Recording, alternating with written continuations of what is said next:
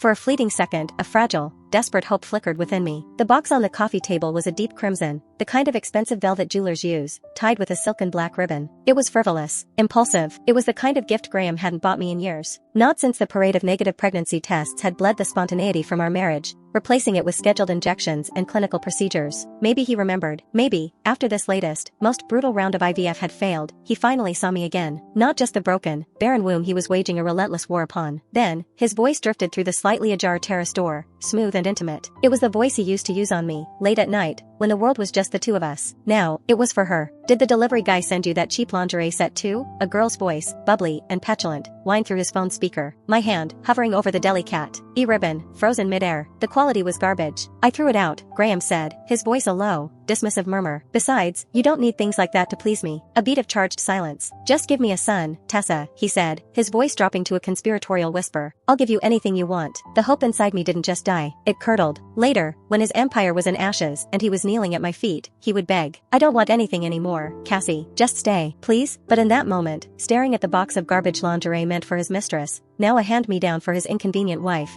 I felt nothing but a cold, terrifying clarity. Our marriage wasn't a tragedy. It was a meticulously constructed lie, and I had been its most devoted believer. I took a deep, steadying breath, the air burning in my lungs. I had to compose myself. The performance of a lifetime was about to begin. I smoothed the imaginary creases from my pajamas, rubbed the sleep from my eyes, and schooled my features into a mask of sleepy surprise. As Graham slid the glass door shut and stepped back into the living room, I let out a perfectly timed yawn. He flinched when he saw me, a flicker of pure, animal panic in his eyes before it was expertly masked. Cassie, I thought you were still sleeping. Just woke up, I murmured, stretching my arms over my head in a lazy arc.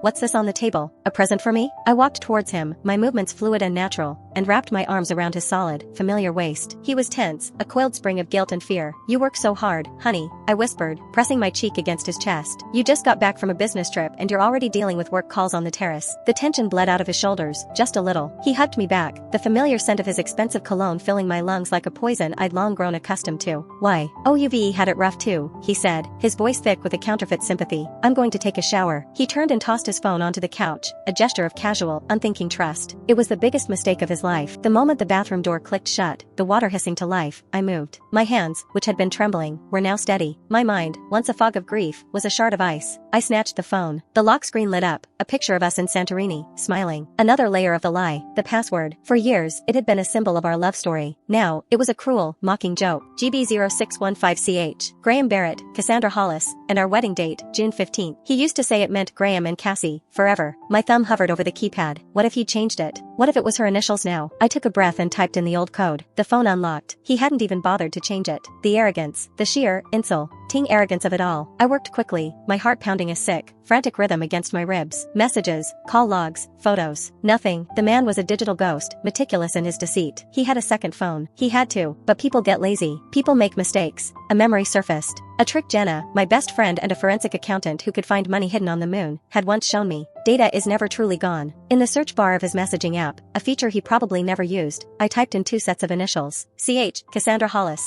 Our chat history appeared, sterile and brief. Then, my fingers trembling slightly, I typed in TR. A name populated the search results. Tessa Rourke. My breath caught in my throat. I knew that name. Of course, I knew that name. She was one of the brightest scholarship students my family's foundation sponsored. A girl I had personally championed. A wave of nausea washed over me, so intense I had to grip the arm of the sea. Ouch. I had personally handed her a check at our annual gala just 6 months ago. She had looked me in the eye, her own wide and innocent, and told me I was her inspiration. I followed an online tutorial I'd bookmarked long ago, a paranoid little measure I'd never thought I'd actually need. How to restore deleted chat history on this model of phone. The screen flickered, a progress bar crawling with agonizing slowness. The sound of the shower was a countdown timer to my own destruction. Then, it was there. The screen flooded with years of messages. Years. It hadn't been a recent slip-up. It was a second life. Explicit texts that made my stomach churn. Photos I couldn't bear to look at for more than a second. Meticulously planned rendezvous disguised as business meetings. Her social media, a private account hidden from my public-facing charity profile, was a shrine to his generosity. A new Chanel bag. A weekend trip to Miami. A delicate diamond necklace I recognized as the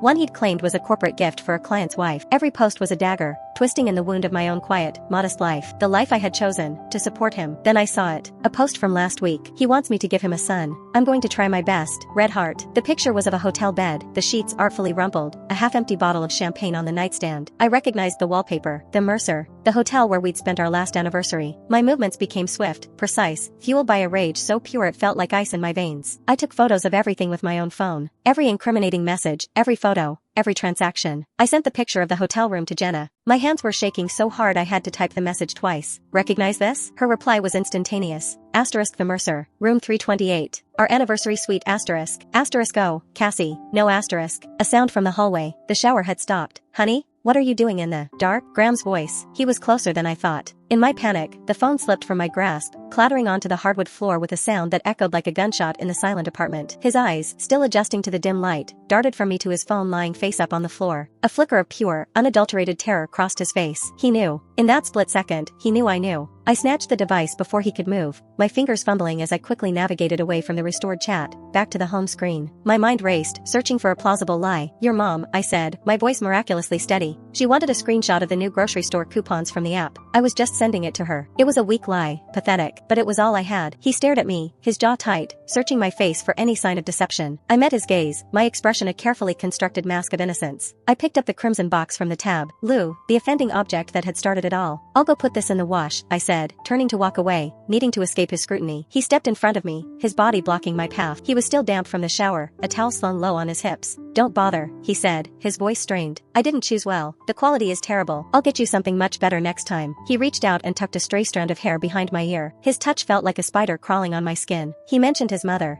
and a wave of what looked like guilt washed over his face. An actor, remembering his lines. She's been difficult lately, he murmured. Difficult. That was one word for it. For 3 years, his mother, Eleanor Barrett, had been the architect of my own private hell. In her world, a woman's worth was measured in heirs produced. I was, in her not-so-subtle words at a family dinner, a beautiful, but tragically empty, vessel. Even after Graha, my supposed protector, had insisted we go dink, double income, no kids, Eleanor never let up. Every family gathering was a masterclass in psychological warfare. I felt a sudden, reckless urge to push back, to see how he would react. Graham, I said, my voice deliberately soft and vulnerable, pulling him toward the bedroom. Should we try again? Maybe this time it'll work. His body stiffened in my arms. A flicker of something, annoyance, fear, crossed his eyes before being replaced by practiced tenderness. I pressed on, letting my voice tremble, a performance I had perfected over years of feigned hope. We haven't been together in 2 months, Graham. Sometimes I think you don't love me anymore. He fell back into his familiar role, the patient, long-suffering husband. He cupped my face in his hands. How could you ever say that? You were with me from the start, when I had nothing. I would never, ever leave you. Leave me, not stop loving me. The distinction was a chasm, wide and deep, and I was finally seeing it clearly. Just then, as if on cue, his phone buzzed on the nightstand. The screen lit up. A text from Tessa. He glanced at it, then quickly back at me, his composure flawless. He silenced the call, his movements clipped and efficient. I'm sorry, Cassie, I have to get back to the study. A deadline just moved up unexpectedly. He kissed my forehead, a chaste, dismissive gesture. The moment his study door clicked shut, I moved. Not towards the bedroom to weep, but towards the garage. The garage was cold and silent, smelling of gasoline and cedar. In a storage bin labeled nursery, buried beneath a mountain of our shattered dreams, I found it. The small, discreet nanny cam we'd bought when we were still hopeful. Its lens stared up at me like a single, unblinking eye. I took it, my purpose clear and cold. As I walked back into the house, my phone lit up. It was Jenna. I did some digging on that girl. Tessa Rourke. Essay private Instagram. A friend of a friend got me in. Cassie, it's bad. A screenshot appeared on my phone. Tessa, pouting at the camera, wearing the delicate diamond necklace. The one he told me was a corporate gift. Her caption, he says he's stuck in a loveless marriage. How long do you think I should give him? Winking face. My vision tunneled. The air grew thin. I had to get out of this house. As I passed his study, I heard it. A man's ragged, desperate breathing. He was sitting at his desk, staring at a picture of Tessa on his laptop, his hand moving rhythmically under the desk. So this is what I'd become. The aging, barren wife who couldn't even arouse her own husband anymore. The thought didn't bring pain. It brought a strange, liberating fury. I stood in the hallway, my voice loud, cheerful, and utterly fake. Honey, I'm heading over to Jenna's for a bit. Don't wait up for me tonight. A muffled, distracted was his only reply. He was already a million miles away. Good. It would make what I was about to do so much easier. I took my own car, a modest SUV compared to his sleek Tesla. Before I left the garage, I placed the nanny cam. It was small, magnetic. I tucked it under the passenger side dashboard, its lens angled perfectly to capture both the driver and passenger seats. Then, I drove, not to Jenna's, but to Columbia University, where Tessa Rourke was a student. I parked across the street from the main gates, the engine off, and waited. Patience was a skill I had learned well over years of waiting. Waiting for ovulation tests to turn positive. Waiting for clinic calls. Waiting for a husband who was never truly there. Now, I was waiting for his downfall. While I waited, I scrolled through her public social media, the sanitized, scholarship winner version of her life. Trips, parties, gallery openings, shopping sprees. No one would ever guess she was a struggling student on financial aid. Then I scrolled further back, to before he money, before Graham, and there it was, a photo of her with another man, older, powerful. I recognized him from one of Graham's investor meetings. She wasn't just a naive college girl, she was a professional. My phone buzzed. A notification from my home security app. The front door had opened. On the live feed, I watched Graham, dressed in a sharp blazer I'd bought him for his birthday, holding a bouquet of fresh, blood-red roses, walk out of the house. He was a man on a mission, a man in love, just not with me.